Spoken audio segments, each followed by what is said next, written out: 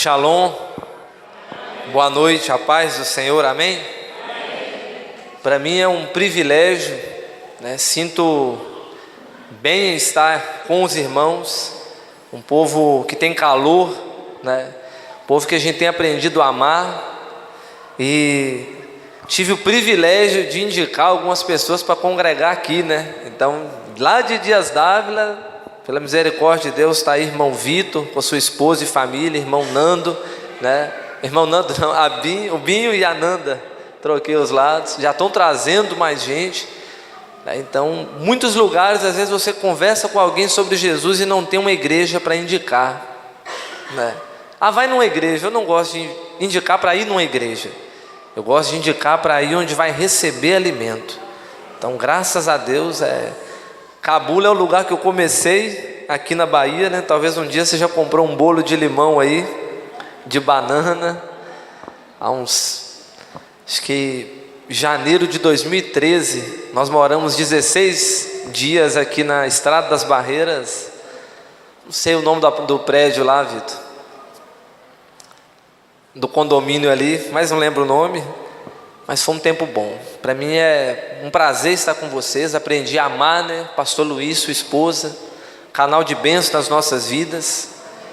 Graças a Deus pela vida de vocês, pela vida dessa igreja, pela palavra que tem sido pregada neste lugar, Graças a Deus pelas indicações de leitura de livro, por essa oportunidade de vocês terem os corações queimando por missões. Confesso que é um tema complicado,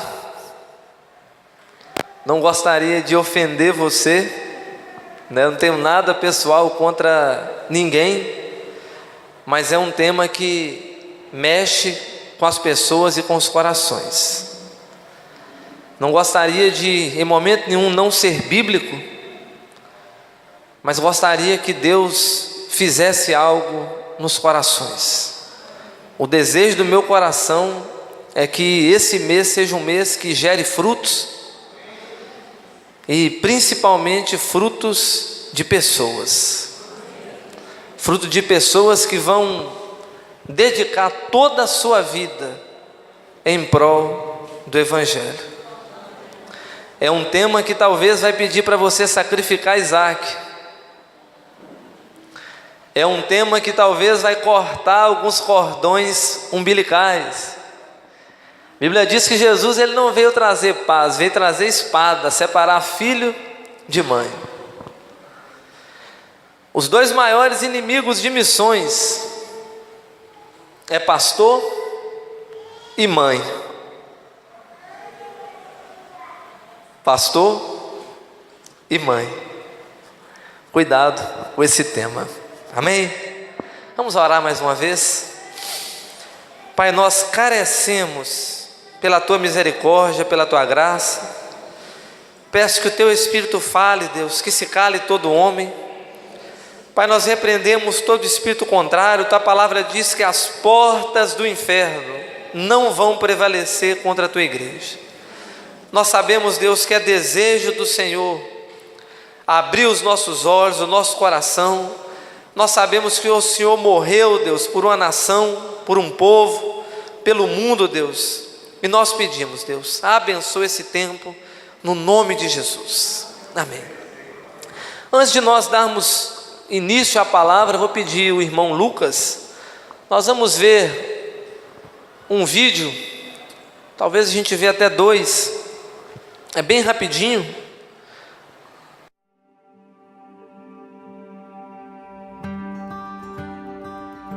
O que é um PNA?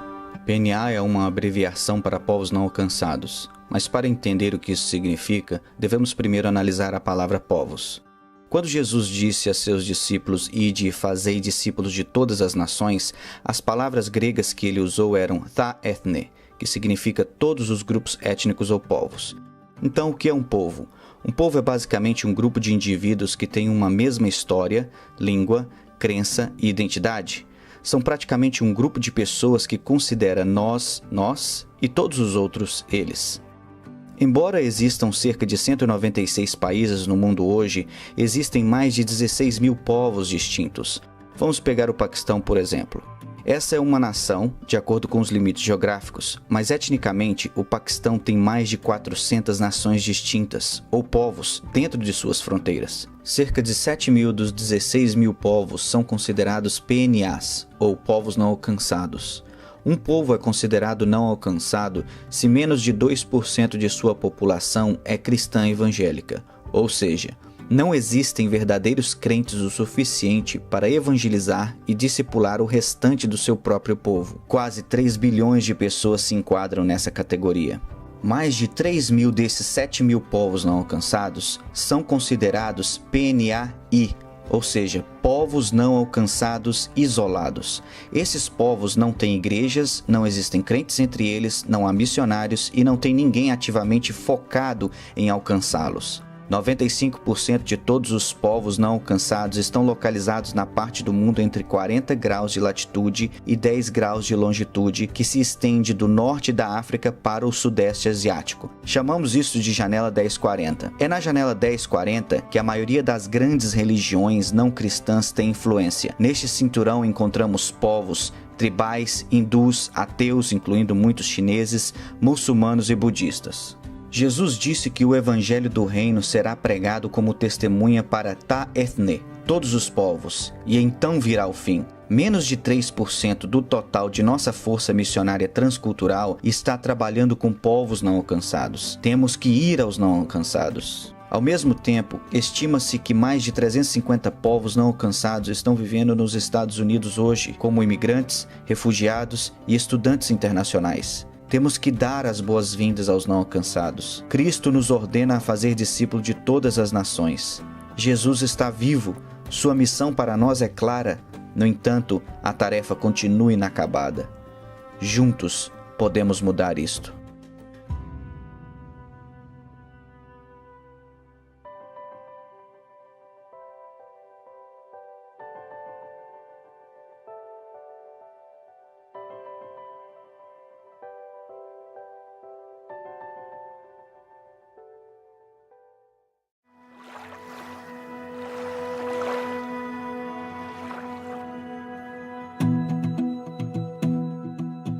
Jesus nos disse há 2000 anos atrás que a nossa missão é ir e fazer discípulos de todas as nações. Ele também nos prometeu que só depois que terminarmos a tarefa é que vamos receber a bênção de sua volta. Então, como estamos cumprindo a nossa missão? Para responder, devemos primeiro classificar os 7 bilhões de pessoas na Terra hoje em 3 grupos para decidir onde enviar os missionários. Segundo, analisar nossa força missionária. Terceiro, analisar nossa capacidade financeira de enviar esses missionários. Vamos começar com os cristãos. Cerca de 33% da população do mundo poderia identificar-se como cristãos. Nós chamamos este segmento da população Mundo C, C de cristão.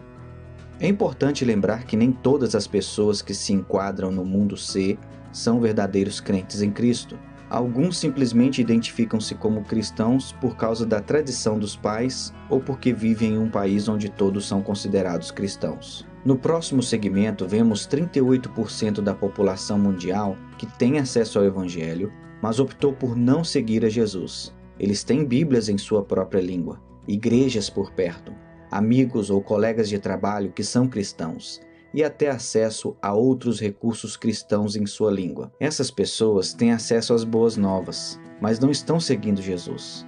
Este segmento da população é chamado Mundo B. Isso nos deixa com 29% do mundo.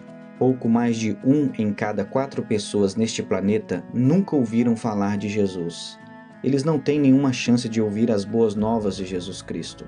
Eles não têm acesso ao Evangelho.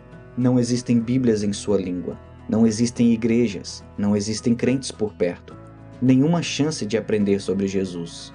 Nós chamamos esses 29% de Mundo A. Agora vamos analisar a força missionária. Apenas 1 em cada 1.800 cristãos no Mundo C decide servir como missionário transcultural. Desta forma, podemos contar 400 mil missionários da população Mundo C.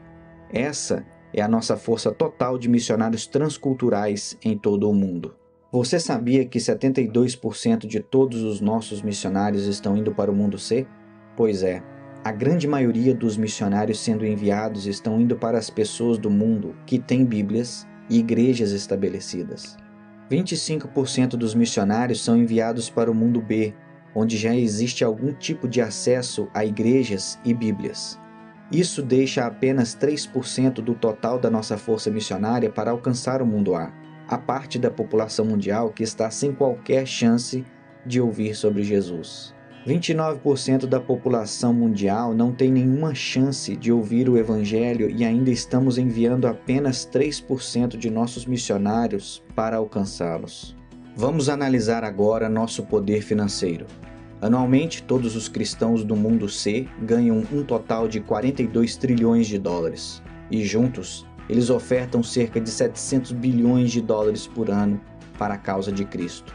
E isto inclui tudo: organizações cristãs, igrejas, juventude, missões e etc. Você pode fazer a matemática? Menos de 2% da renda cristã está sendo ofertada para a causa de Cristo. Dos 700 bilhões doados a todas as atividades cristãs, apenas 45 bilhões são investidos em missões específicas. Isto é um pouco mais de 6%. Na verdade, há mais dinheiro relatado como roubado da igreja a cada ano do que é doado para missões. Lembra daqueles 400 mil missionários? Temos 45 bilhões de dólares para apoiar a eles e o trabalho transcultural que eles estão fazendo. Mas como exatamente está sendo alocado? Bem, 39 bilhões de dólares vai para o mundo C a cada ano. 87% do dinheiro de missões está sendo enviado para o mundo cristão, onde há Bíblias e igrejas disponíveis e as pessoas já estão seguindo a Cristo. 5,4 bilhões, ou 12%, vai para o mundo B a cada ano. Aqueles que têm acesso à mensagem do Evangelho, mas o rejeitou.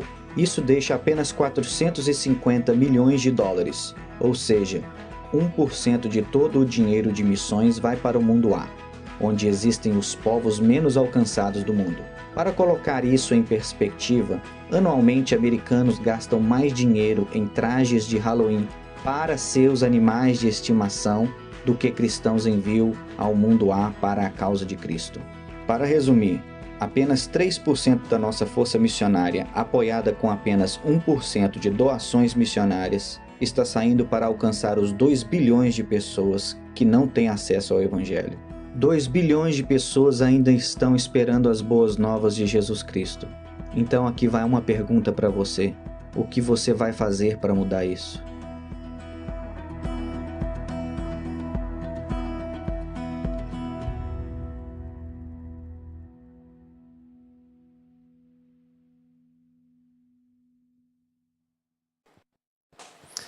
Então nós temos aproximadamente 29% da população com apenas 3% da força missionária, com apenas 1% da renda sendo aplicada para o avanço do Evangelho. Jesus disse que ele só viria quando o Evangelho fosse pregado até os confins da terra. Então nós temos hoje uma realidade assustadora. Nós temos uma realidade hoje que é motivo de nós chorarmos, porque nós somos fruto de trabalhos missionários.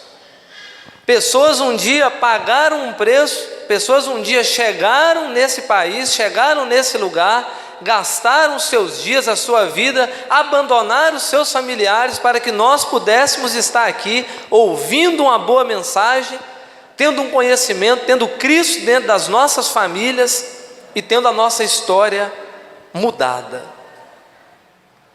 Quando nós olhamos para o desafio missionário, o que isso faz no seu coração? Tem alguma coisa ardendo dentro do seu coração por missões?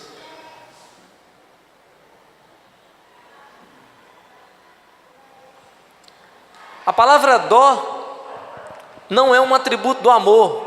Dó é relacionado com pena. Nós passamos perto de alguém caído e sentimos uma coisa ruim, mas não fazemos nada. Isso é dó. Nós vemos alguém caído e fazemos alguma coisa. Isso é amor. Eu estava um certo dia parado e vi um homem cair em frente do outro lado da rua, olhei para ele, eu conversando com um cara, deixei. Passou um outro dia, eu indo num carro, um outro caído, deixei. O Espírito de Deus, você não disse que ama? Aí eu, me perdoa, Deus, vou corrigir. Acho que não deu 10 dias, um próximo, eu venha, é você mesmo. Porque nós não podemos falar aquilo que nós não vivemos. Nós não podemos dizer, declarar o nosso grande amor por Cristo, se nós não temos um interesse pela obra missionária. Nós precisamos abrir os nossos olhos e pensar a respeito disso. Eu gostaria que nós abríssemos nossas Bíblias em Romanos, capítulo de número 10. Eu achei importante nós vermos essas estatísticas, para nós termos em mente como se encontra o mundo em relação à causa missionária. Muitas pessoas não têm conhecimento nenhum. Acho que todo mundo agora tem um evangelho porque existe o WhatsApp, porque existe o YouTube.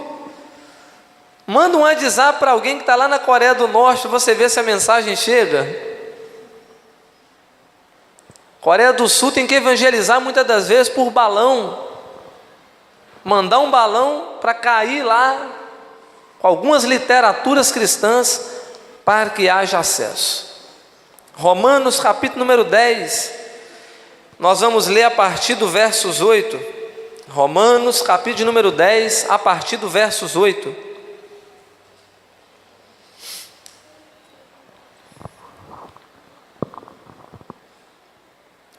Amém?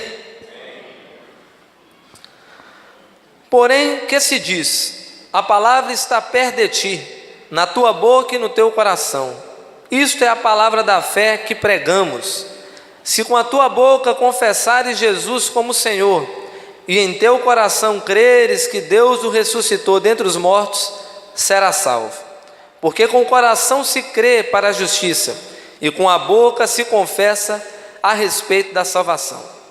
Porquanto a Escritura diz: todo aquele que crê não será confundido, pois não há distinção entre judeu e grego, uma vez que o mesmo é o Senhor de todos, rico para com todos os que o invocam. Porque todo aquele que invocar o nome do Senhor será salvo. Como, porém, invocarão aquele em quem não creram? E como crerão naquele de quem nada ouviram?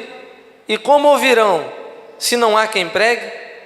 E como pregarão, se não forem enviados? Como está escrito: quão formosos são os pés dos que anunciam coisas boas. Amém? Nós vemos nesse texto, no versículo de número 13, que todo aquele que invocar o nome do Senhor será salvo. Então nós vemos que Deus, Ele concede a salvação para todo aquele que invocar. Todo aquele que se achegar ao Senhor, todo aquele que tiver interesse em buscar o Senhor, será salvo. Então nós temos uma oportunidade de mudar o contexto da vida das pessoas. Eu não sei como era a sua vida antes de Cristo, mas eu sei como era a minha. Eu estava perdido e fui salvo. Quando Jesus é reprovado, quando a mulher lava ali, ele com perfume, enxuga com os cabelos, ele fala: quem muito foi perdoado ama mais. Eu não sei como você se sente diante de Deus, se você se sente que você foi muito perdoado ou pouco perdoado.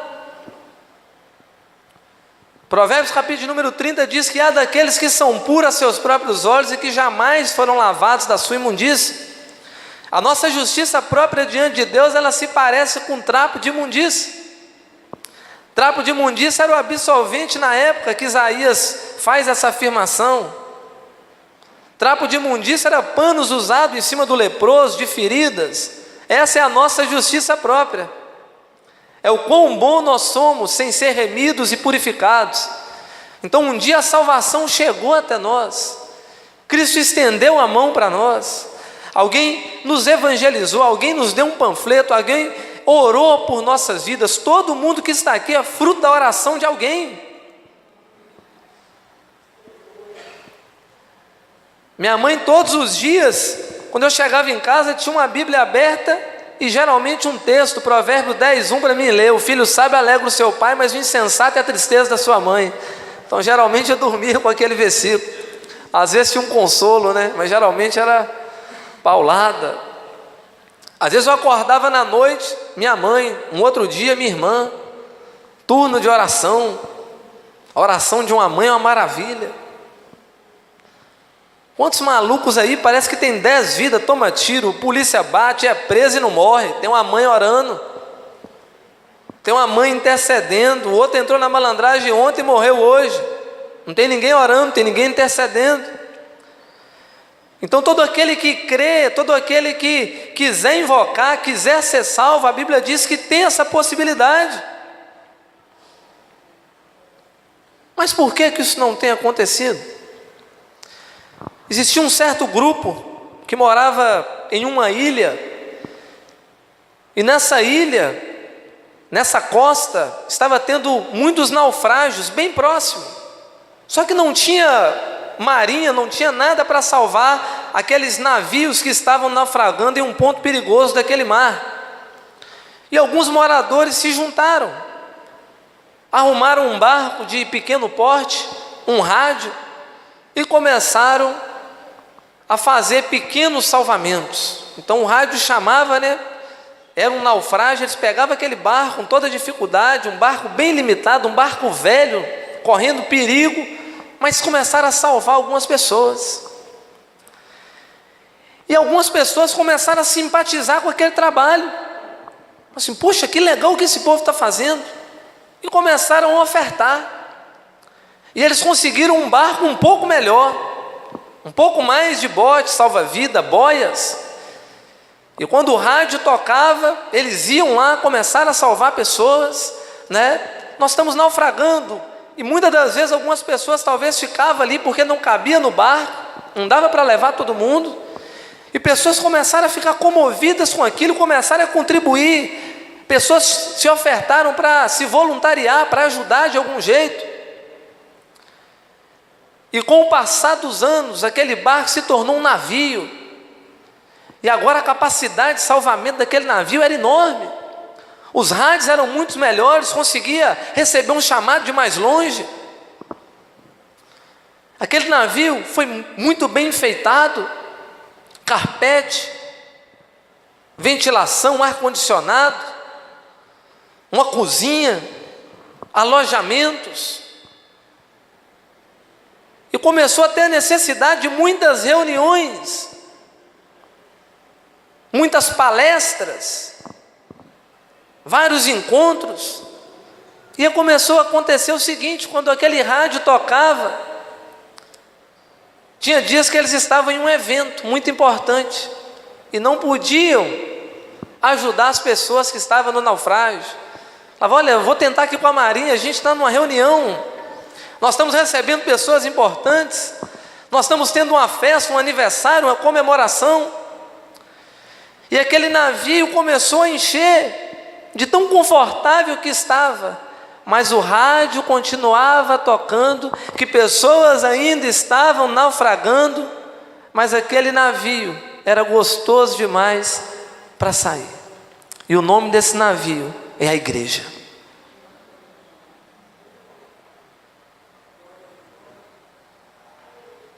Talvez está muito confortável, está muito gostoso.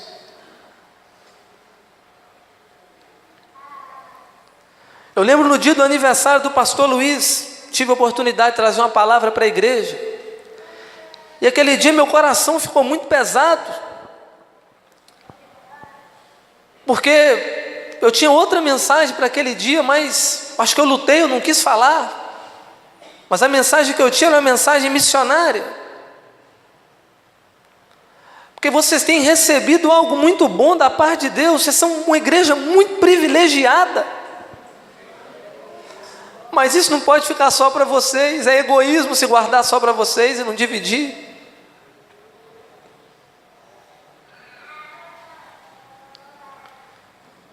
Esse barco não pode ficar confortável demais.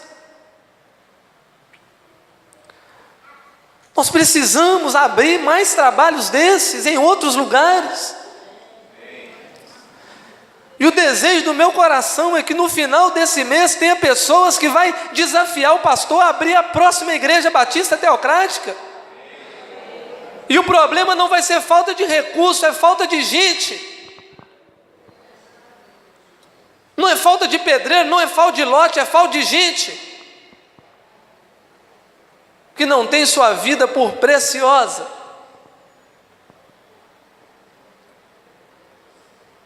Falta de doido. Alguns missionários são chamados de kamikaze. A gente é muito doido mesmo. Lembro quando eu casei com a minha esposa, eu olhei assim, caramba, eu não tenho nada, essa mulher casou comigo. Nada, não tenho nada. Olhei e falei assim, misericórdia. Se você esperar ter alguma coisa, para fazer alguma coisa para Deus, você nunca vai fazer. Esse tempo atrás, Deus me deu uma palavra, compartilhei no seminário, a praga das rãs. Começa a vir aquele monte de rã, né? Todo mundo incomodado, aquele monte de sapo para tudo quanto é lado, as pessoas ali, né, pulando, mulher gritando. Imagina as mulheres dos egípcios com a pressão psicológica neles. Ai, socorro, né? Porque virou o caos. Cada mulher que estava nervosa ali, que chegava a ponto de matar de raiva. Eu com uma rã quase matava minha irmã dentro de casa. Eu ia para o lado dela, mãe, socorro, né? Então, pegava, punha aquela pressão, gostava disso. E Faraó chama Moisés e fala, rapaz, roga para Deus tirar essas rãs. Moisés fala assim, quando você quer que eu rogo? Faraó, amanhã. Cheio de rã. Que dia que você quer que tira? Amanhã. Que dia que você vai fazer missões? Amanhã. Que dia que você vai fazer um pouco mais para Deus? Amanhã. Hoje, se ouvires a voz do Senhor teu Deus, não endureçais o coração. Nós queremos ouvir essa mensagem?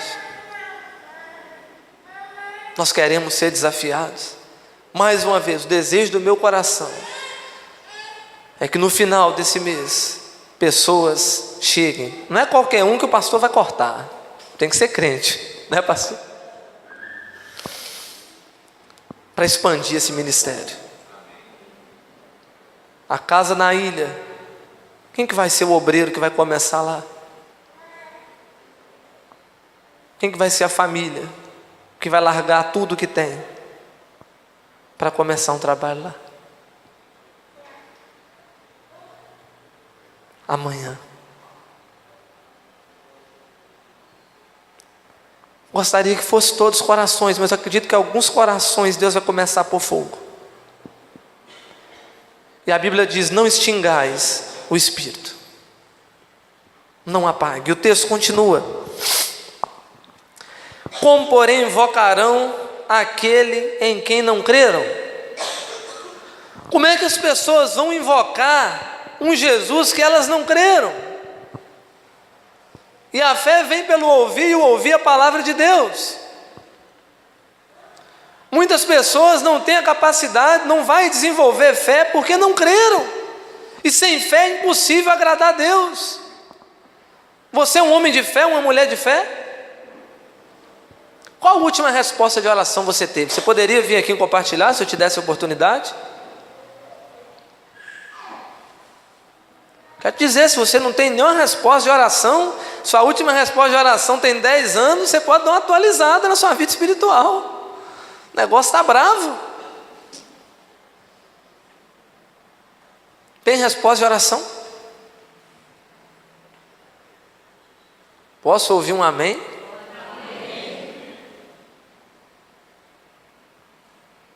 Deus é um Deus que responde oração. Josué 21:45 diz que nenhuma promessa falhou de todas as boas palavras que o Senhor falara à casa de Israel. Tudo se cumpriu.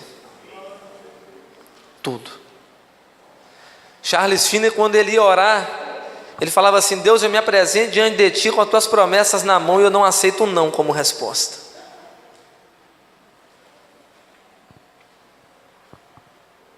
Nós precisamos ser pessoas que vão crer, pessoas que vão orar. E a oração que Deus mais gosta é do particular, secreto. Você tem orado?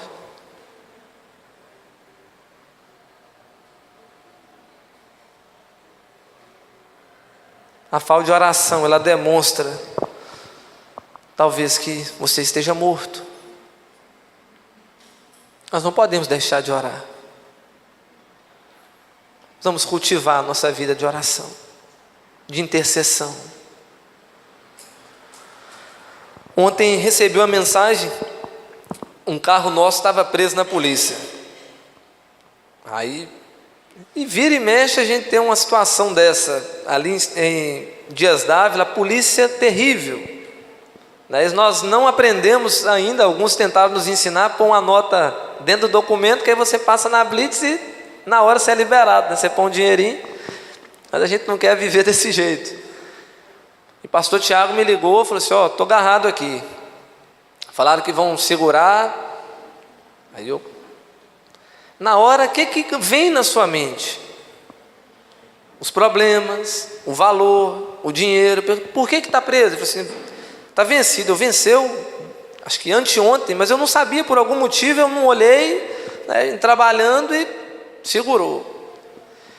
Chamei Alex lá em casa, falei assim: Alex, vai lá buscar o pastor Tiago no outro carro. E Tiago falou assim: quer que eu já preencha o papel? Eu falei assim: não, nós vamos orar até chegar aí. Manuela, a gente ia sair, minhas duas filhas, falei assim: ó, vai orar, que tio Tiago está preso com o carro lá. E as duas dá para sair, né? Falei assim: vai orar. Aí uma foi orar, a outra fui para o quarto, dobrei o joelho, falei: Deus, o Senhor sabe, quero te dar graças, clamo pela tua misericórdia, o Senhor sabe, não é meu, não tenho nada, não é meu carro que está preso, não é meu dinheiro que vai pagar para tirar, é seu, eu não tenho nada, o Senhor sabe. Na hora que eu estava saindo, o telefone tocou, pastor Tiago, liga para Alex, não vi mais não, ele já tinha ido, liguei para Alex, Alex, volta. Nós precisamos viver dessa forma, nós precisamos orar, para as pessoas terem fé, nós precisamos ter fé. Nós vamos influenciar as pessoas a ter fé quando nós vivermos pela fé. E como crerão naquele de quem nada ouviram? Tem pessoas que não contam uma história de Cristo para ninguém, não contam um milagre para ninguém, não contam uma resposta de oração para ninguém. É o crente agente secreto, ninguém sabe que ele é crente, disfarçado. As pessoas sabem a sua identidade.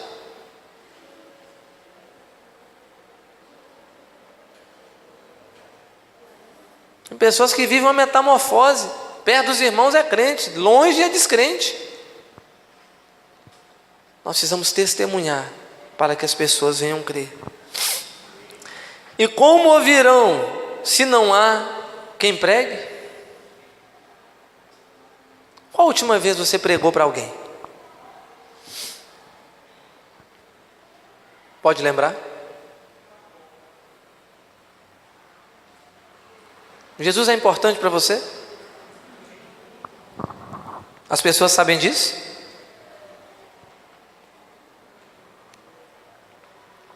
Uma mulher, se ela ganhar um anel, né? Ou talvez um anel chique com uma pedra, um diamante, caquê de vidré, né? Importado do Paraguai, ela não mostra para todo mundo o anel? Olha meu anel, olha o que eu ganhei, olha que lindo.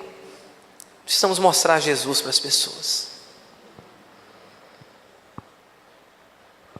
Tem pessoas que às vezes querem fazer uma coisa para Deus, mas de maneira relaxada, para Deus não serve. Tinha um irmão da igreja, ele deu um cochilo, estava cortando cana, deu um sono dele, uma leseira, né? Ele olhou para um lado, para o outro, ninguém vigiando, ele dormiu. E ele teve um sonho. E no sonho ele viu 3 letras, VCC. Aí ele já ficou empolgado, falou assim, a revelação. Foi lá na casa do pastor, foi dar um cochilo rápido ali no trabalho, meio com vergonha para falar que estava dormindo. Mas Deus me deu uma visão, eu vou ser missionário. O pastor foi, e o que Deus te falou? Eu vi no alto assim, VCC, eu entendi já a mensagem, vai, Cristo chama. O pastor olhou para ele, não, está errado, vai, corta a cana.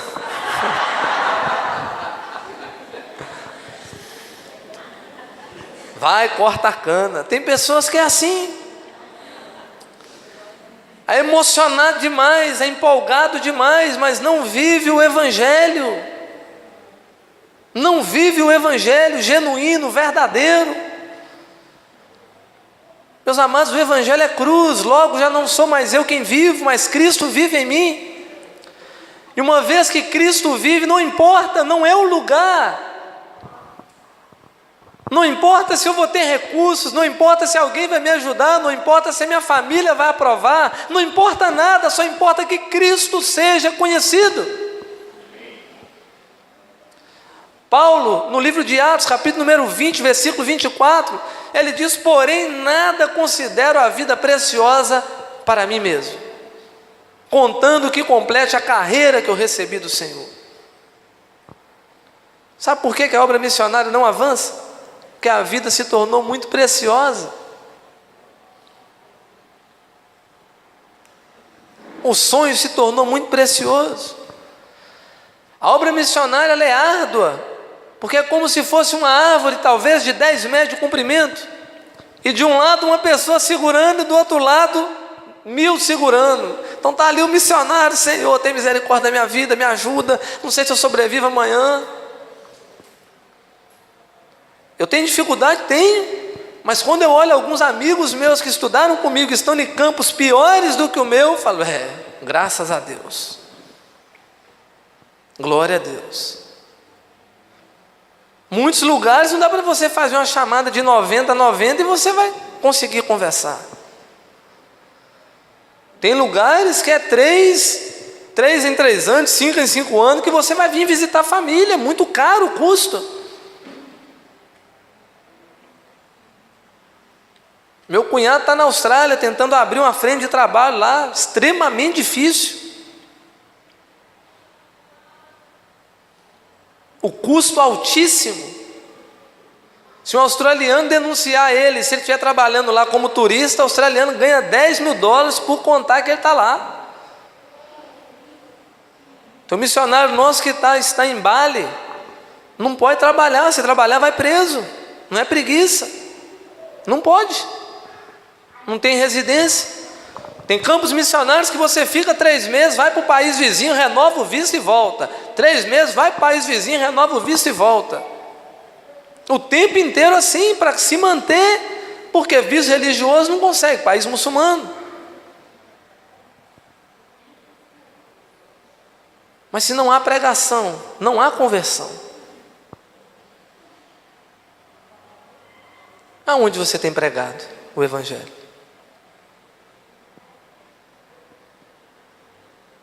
Essa semana, você falou de Jesus para alguém?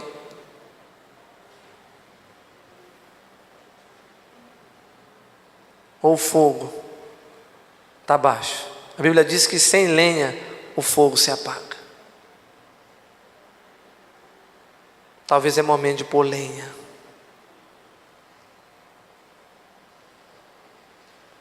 O pastor desafiou a igreja de aumentar, não ser um mês missionário. Eu acho que é como a igreja deve viver. E mais uma vez, vocês são extremamente privilegiados de ter um bom pastor, uma boa mensagem, uma boa pregação, um bom alimento. Mas é hora de repartir. É hora de repartir. Imagina se cada um de vocês ganhar uma pessoa esse ano. É 100% de crescimento. E a árvore que não der fruto, ela será cortada e lançada no fogo, e ali haverá choro e ranger de dente. Nós fomos feitos com a finalidade de frutificar, de produzir. Eu não sei falar direito. Pare de dar desculpa, dá um panfleto e fale: Jesus te abençoe.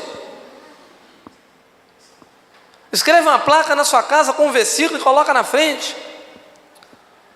Pega R$50, plota uma frase atrás do seu carro. Cria um grupo de WhatsApp, manda um versículo para alguém todo dia. Os meios são inúmeros. Nós não podemos dar mais uma desculpa. Para Deus não serve mais uma desculpa. Nós precisamos fazer alguma coisa. E eu quero te dizer, pense a respeito da sua vida espiritual. Se você não fala de Jesus para ninguém, se você não se interessa com o avanço da obra de Deus, grande possibilidade do seu amor ter esfriado. Grande possibilidade. Isso serve para mim. Se eu não cuidar, eu posso entrar numa rotina: levanto, trabalho, dorme, levanto, trabalho, dorme, faço isso, faço aquilo, e o amor pode esfriar em meu coração. Eu preciso estar ali o tempo inteiro colocando lenha, lenha, lenha, lenha, lenha, para que o reino de Deus avance, para que o reino de Deus se desenvolva. Se o pastor te desafiar a te enviar para um campo, você tem coragem? Quando Leonardo Ravenil nasceu, a mãe dele pegou ele no colo e falou assim: Deus, ou faz dele um pastor ou mata.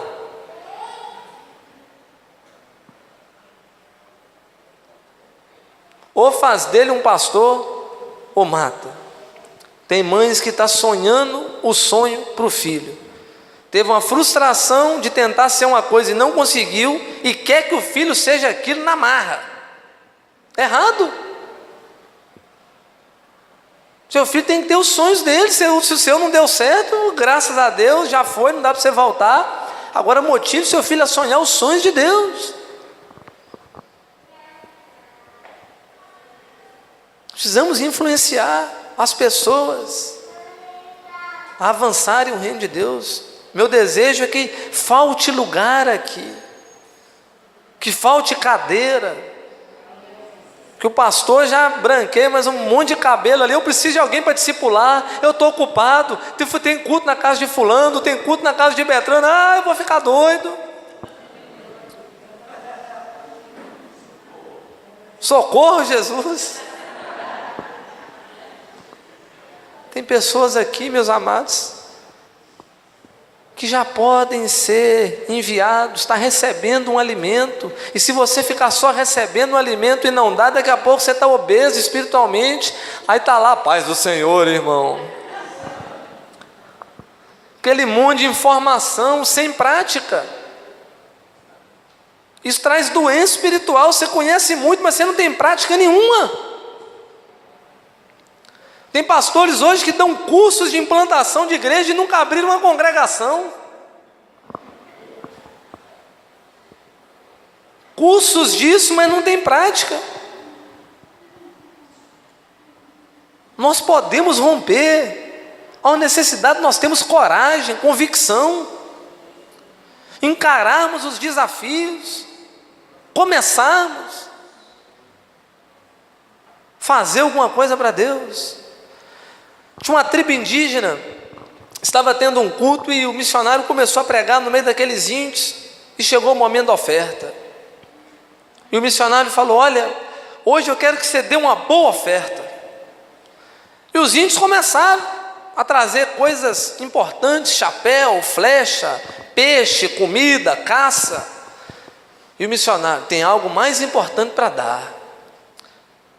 Começou a vir presentes melhores, e o missionário: tem algo mais importante para dar. Tinha um balaio grande, todo mundo depositava suas ofertas dentro do balaio. Daqui a pouco um índio veio com um cavalo, e o missionário: tem algo mais importante para ser ofertado. E daqui a pouco se levantou um jovem e pulou dentro do balaio. Deus tem nos desafiado a pular dentro do balaio. Deus tem nos desafiado a sermos a oferta, a sermos o sacrifício. Cantar nós já cantamos, e muitas vezes nós nos empolgamos. Se nós não vigiarmos no louvor, nós até mentimos. O sacrifício sou eu, aí você chora. O sacrifício sou eu, não é assim? Abro mão dos meus sonhos, Senhor, tu sabe. Aí terminou o culto, alguém, vai ter evangelismo amanhã. Não, amanhã não posso não. Amanhã eu faço. Hoje não faz nada. Claro que aqui não acontece. Eu quero te desafiar, meu amado e minha amada, a fazer mais por Jesus. Vai chegar um dia que nós não vamos poder fazer mais nada.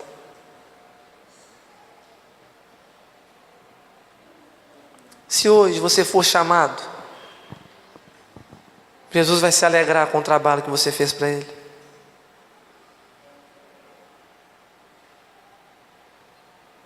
Ou você acha que Jesus vai ser um camarada? Entra aí, mas Senhor, no fim, não, está tranquilo, senta aí, fica à vontade, próximo. Imagina você olhando a face do cordeiro que foi morto. Agora não é mais olhos, aqueles olhos da cruz, agora é olhos como chama de fogo. Não é mais a voz ali na cruz, né, com sede, agora é voz de muitas águas. E você chegando diante do trono. E vamos supor que do outro lado tem uma fila do inferno. Você aqui na fila do céu. Aleluia, glória a Deus, né? Oh, glória a Deus. E do lado, seu vizinho.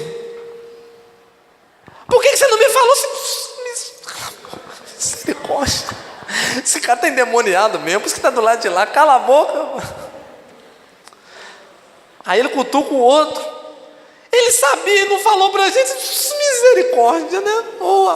Está chegando sua vez, você começa a pôr gente na frente. Pode ir, pode passar. Vai chegar um dia, meus amados, nós vamos prestar conta.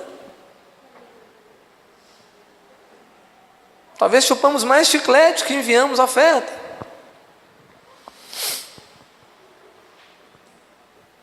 Talvez falamos mais de futebol, né, pastor, do que de Jesus. Talvez gastamos mais tempo com televisão do que com a Bíblia. Meus amados, é triste e lamentável que em cada 100 pastor, apenas 7 lê a Bíblia. Em cada 100 pastor, apenas 60 leu a Bíblia uma vez inteira. Eu nem quero colocar a igreja. Talvez você já ouviu, né? Não se lê esse livro todo, fica doido. Um dia perguntei ao meu pastor, assim, pastor, quantas vezes você leu a Bíblia?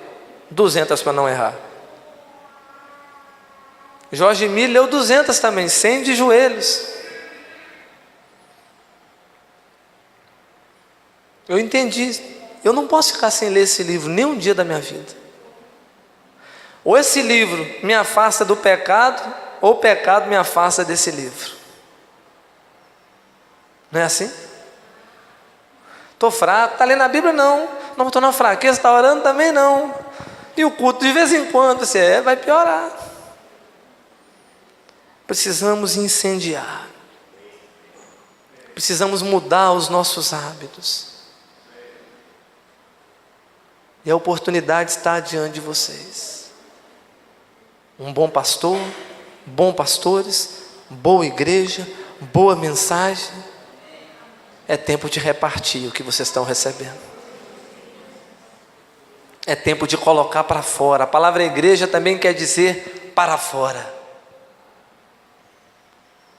É tempo de semear. Qual é a alma que está aqui dentro que foi você que trouxe, que ganhou?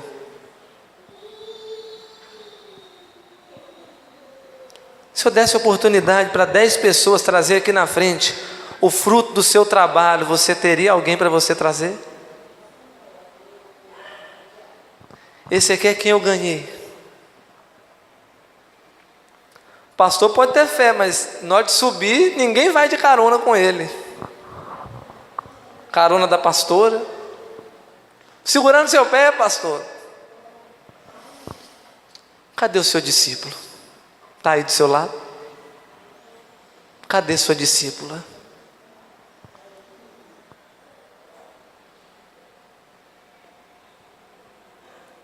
Não é missões? Você colocou no seu coração que você vai ganhar uma pessoa esse ano para Jesus?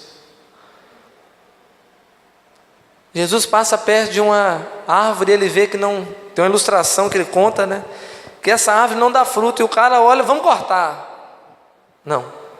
Vamos regar e adubar e deixar mais um ano. Se não der fruto, a gente corta. Talvez você só tenha mais um ano para dar fruto.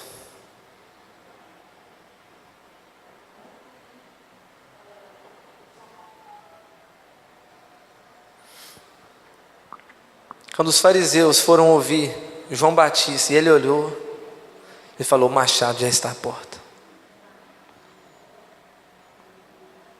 Tudo que eu vivi, esse pouco tempo, 14 anos está indo, envolvido na obra, se hoje eu negligenciar, isso aqui tudo ficou para trás.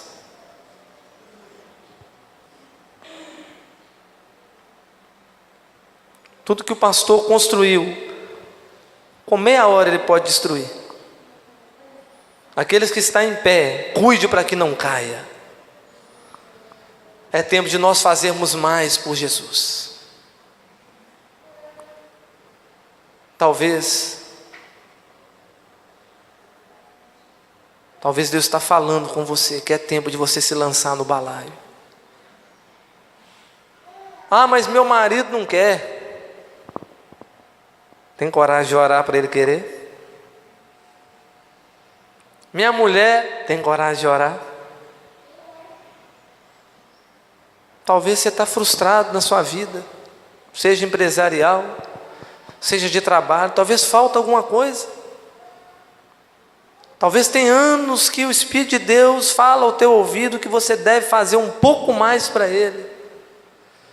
E os anos têm passado, o seu coração sente a necessidade de fazer mais alguma coisa.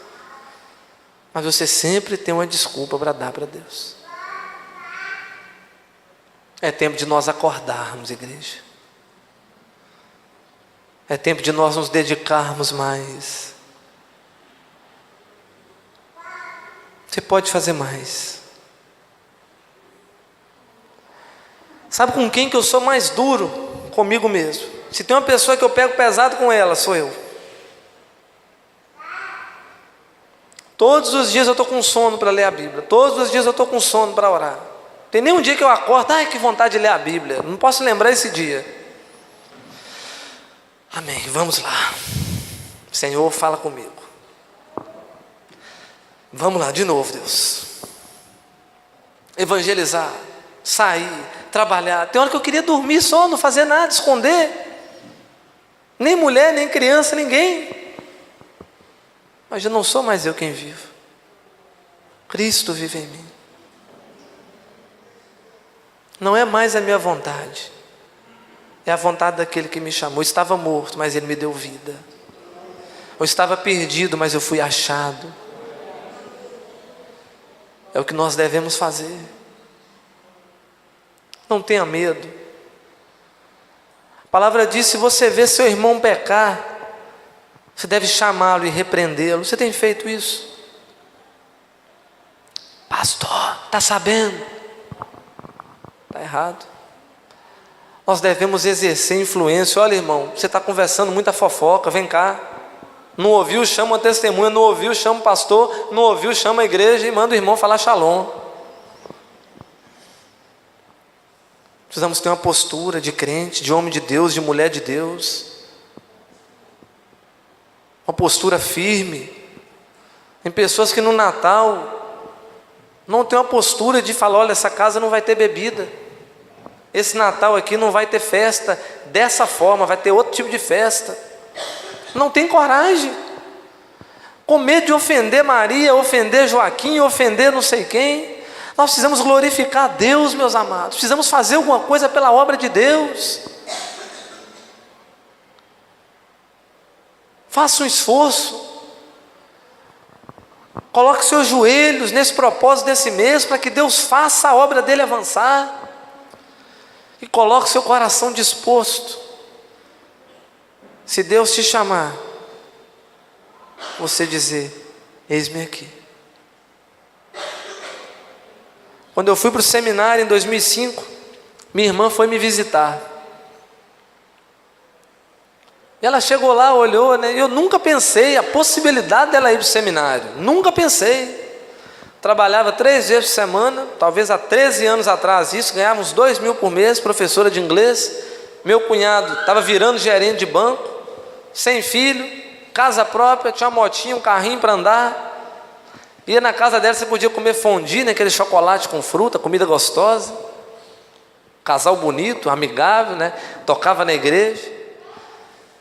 Foi lá me visitar. Quando voltou, deitou, o sono não veio. Puxou o assunto com meu cunhado, Deus falando a mesma coisa. Largaram tudo, foram taxados de louco, doido, e entraram no campo missionário. Deus vai desafiar algumas pessoas. Tem trabalho, pastor? Serviço? Tem campo? Tem gente?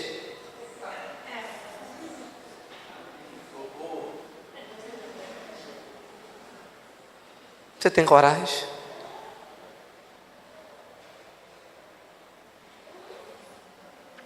Nós somos orgulhosos demais. Às vezes nós achamos que nossas ideias são melhores que a ideia de Deus, que os nossos sonhos são melhores que os sonhos de Deus, que a nossa vontade é melhor do que a vontade de Deus. Deus possa ter misericórdia.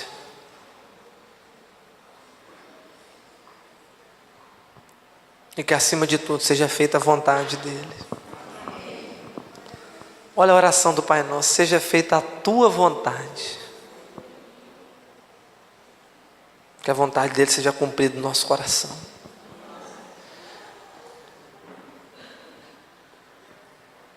É tempo de nós incendiarmos essa igreja. Eu quero trazer esse problema para o pastor Luiz. Jovens, e jovens junto com problema, namoro, pressão psicológica, gente agitada, culto, povo pulando, tirando as cadeiras. É tempo. As igrejas nos outros países, como o pastor citou, têm se tornado igrejas de idosos. Pararam de produzir, os idosos vão morrendo e o templo é vendido. Você acha que vocês estão isentos de acontecer isso com vocês? Nós estamos falando de igreja que o Wesley pregou, que Finney pregou, que Jonathan Edwards e vários outros heróis da fé, sendo vendidas como mesquitas, boates e bares. Que Deus possa mudar o nosso rumo.